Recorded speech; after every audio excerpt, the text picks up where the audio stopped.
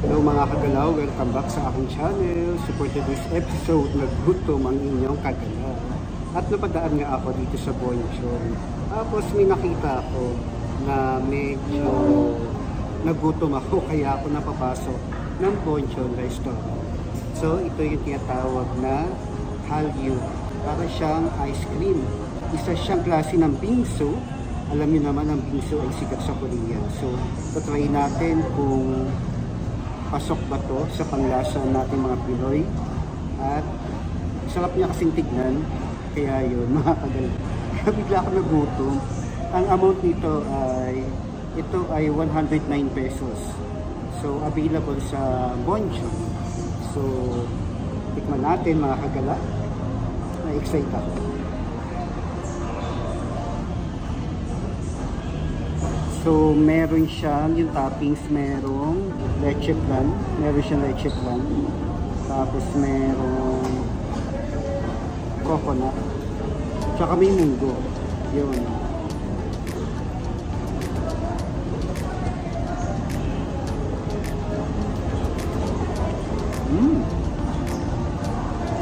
In fairness, sarap.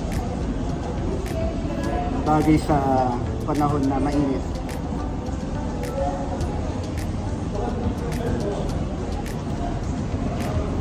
Kasi pag bingsu ang alam natin, di ba? Yung klase ng ice nung kanilang mga halo-halo. Eh, sobrang duro at saka malasa.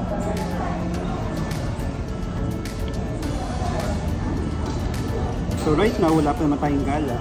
So galing trabaho, napadaan tayo. Tambay muna tayo sa Bonchon. Share ko na rin sa inyo mga kagala. Meron na akong microphone ngayon. So hopefully, mas maririnig nyo yung audio kapag nag-video. Tignan ko rin kung effective kasi meron background music eh. Hopefully hindi siya ganun kalakas.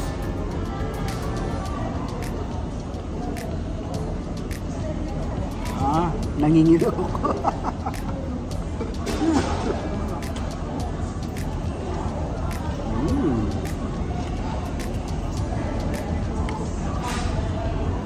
Up.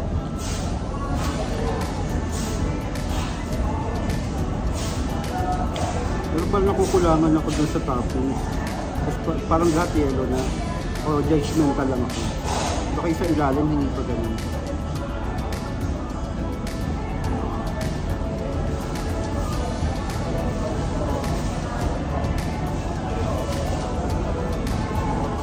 Yung klase ng ice niya, yan o. Durog na durog. Nakikita nyo. Parang pulburon. Ang galing no? Paano kayo nagagawa yung ganito? Yung nasa gilid niya. Mukha lang siyang konti sa ibabaw, pero sa gilid nito, nandun yung ibang toppings nakatibig. Ayan o. Oh, kulay ube. So, ganun pala siya ginagawa.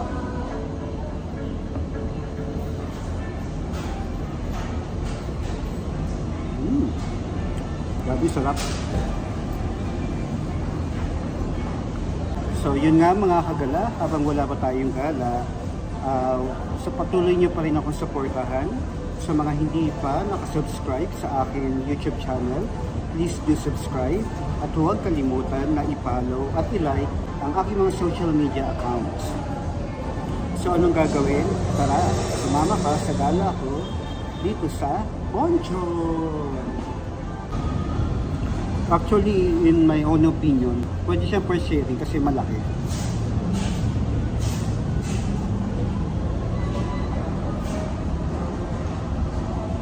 Ito yung baso. Ganyan siya. Diba? So, medyo madami to. Hindi ka na rin talo doon sa 109 mga kagala.